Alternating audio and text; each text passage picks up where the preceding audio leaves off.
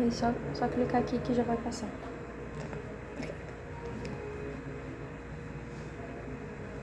Oi, tudo bem? Eu sou Giovana Queiroz e hoje a gente vai falar um pouco sobre a conquista do ambiente terrestre. Foi o tema que a gente abordou em Zoologia de Deuterostomatos.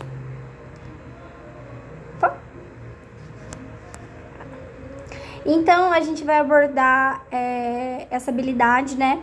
E um ponto importante que vai ser abordado é avaliar distintas explicações sobre o surgimento e a evolução da vida. Então, a gente vai abordar um pouco de evolução. É importante que os alunos já tenham uma introdução a esse tema, né? Porque a gente vai trabalhar cladograma na atividade, mas também é importante que eles observem, o mais importante é observar e ser crítico, e notar essas características que surgiram e permitiram essa conquista do meio terrestre. Então, a gente precisa primeiro pensar onde esses seres viviam antes de serem terrestres. Então, onde eles viviam, como eles surgiram, né? Vocês lembram como e onde eles surgiram? A gente precisa pensar sobre isso. Então, eram aquáticos, limitados, a gente teve visão limitada, e a gente teve o surgimento de características como a notocorda, enfim, que trouxeram essas características e também esses elementos que favoreceram muito o desenvolvimento da vida dentro do ambiente aquático. E agora, quando a gente pensa do terrestre, será que essas características que estavam lá no ambiente aquático, marítimo, eram suficientes para que esses animais migrassem, né, mudassem de ambiente para o ambiente terrestre?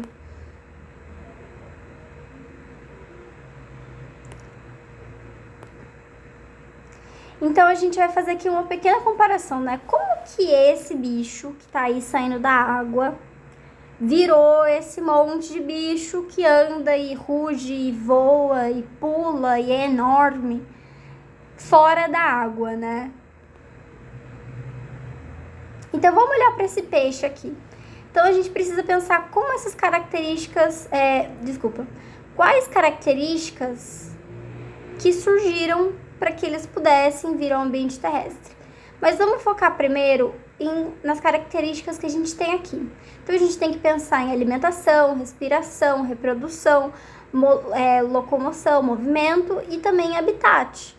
Então, será que ele consegue se adaptar? Será que ele conseguiria viver um meio período aqui no aquático, meio período no terrestre? Será que dava? Será que a pele dele tem resistência para poder aguentar um local que é seco? Será que ele consegue alimento fora desse ambiente que ele vive já? E esse aqui, será que para ele já tá mais fácil viver no ambiente terrestre? O que ele tem, né, que permite com que ele já possa dar uma saidinha, possa ali comer uma coisa ou outra que tá fora? Será que ele come coisa que tá mais fora da água? Coisa que tá dentro da água? Como é que é isso? Vamos pensar nessa reprodução também, nessa respiração dele. Será que ele respira pelo nariz? Será que ele respira que nem a gente? E por último, não é o último ainda, esse jacaré, crocodilos, cobras, vamos pensar nesse grupo todo dos répteis, né?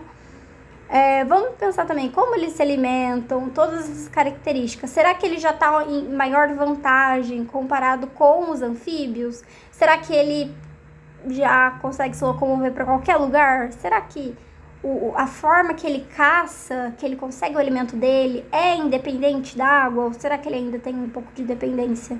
Vamos pensar no que vocês já assistiram de National Geographic, que vocês já viram aí no TikTok, no YouTube, desses animais que a gente está mostrando, né? Não precisa conhecer muito bem ainda como eles vivem. Vamos pensar nisso que a gente já observou na mídia. E por último, a gente vai pensar nesse. Será que ele já está totalmente independente da água? Será que ele ainda depende um pouco? Será que ele se reproduz em uma região que depende da água? E alimentação, essa respiração, será que o movimento dele depende da água? Eu acho que não. Então, o que eles têm que esse cara não tem? Me contem. Quais são umas coisas que a gente pensou enquanto a gente se fazia essas perguntas sobre cada um desses animais?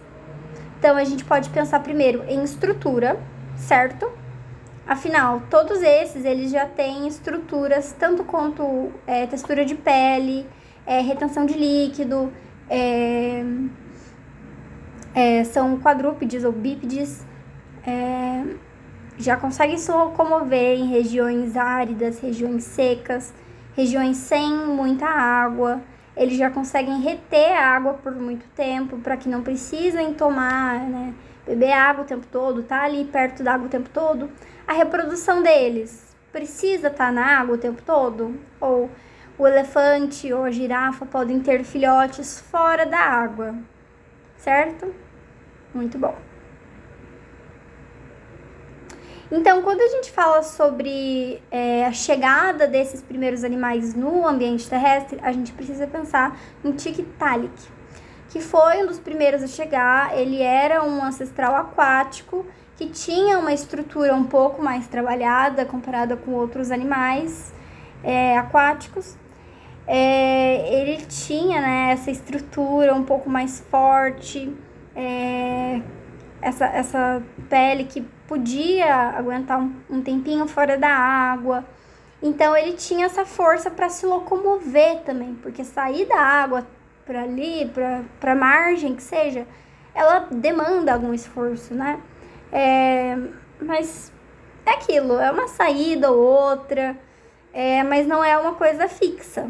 E aí a gente tem o início da tetrapodização, que é o momento em que os animais começam a desenvolver essa característica, né? E o que afeta grandemente a locomoção deles, o que é essencial para que haja esse movimento, né, para fora da água, para que ele possa estar ali e procurar os recursos, porque não adianta o animal ele sair da água e aí ele não consegue caçar, ele não consegue se reproduzir, ele fica ali parado.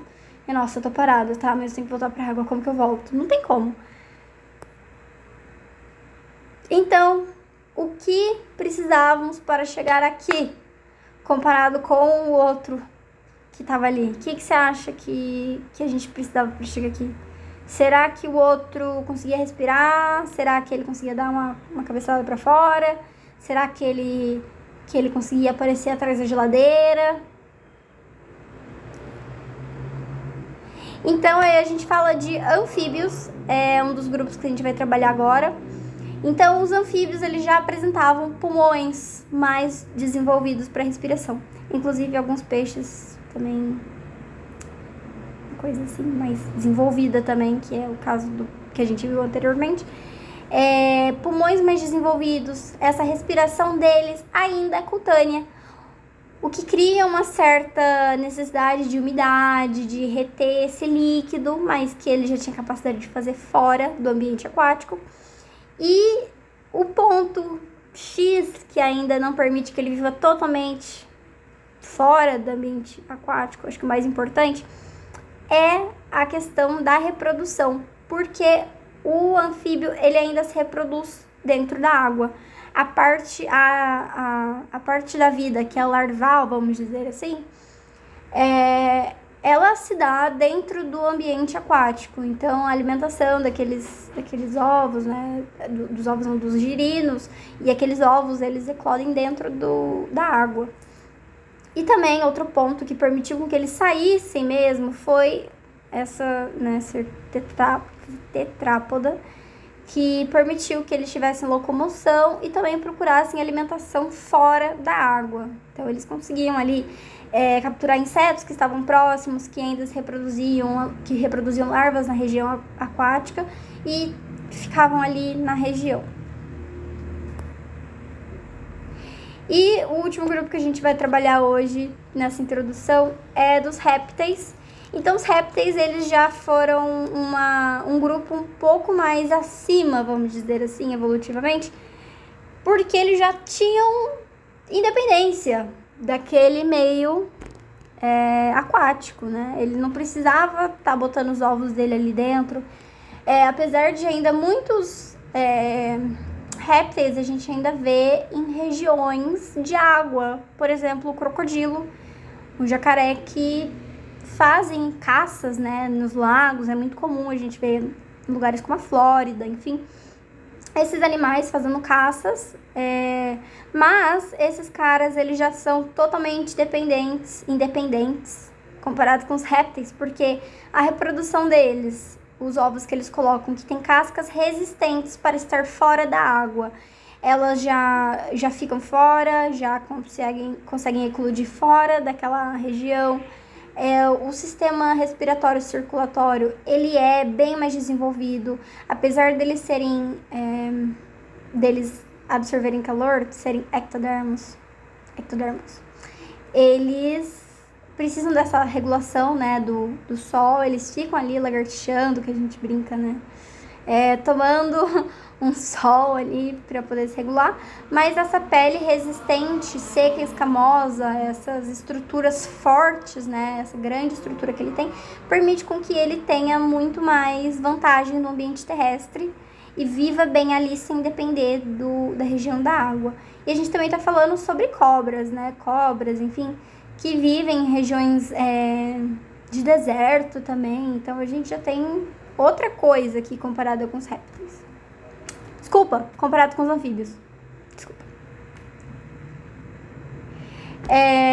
Então, agora a gente vai fazer uma atividade bem rápida.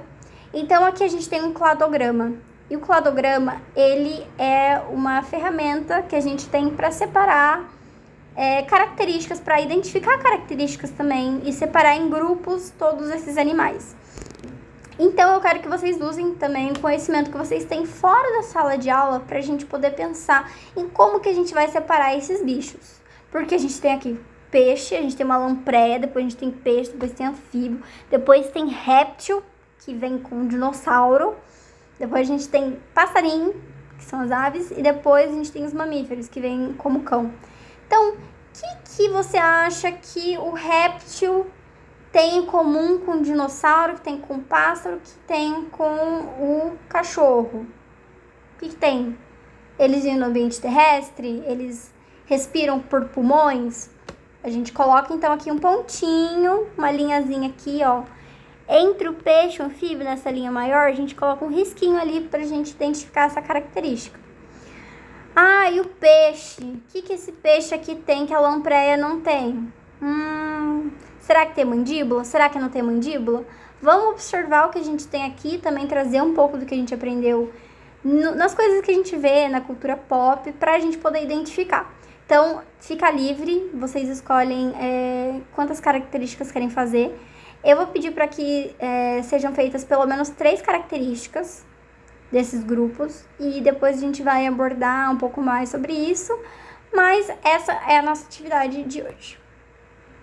E essas são as referências utilizadas. Obrigada!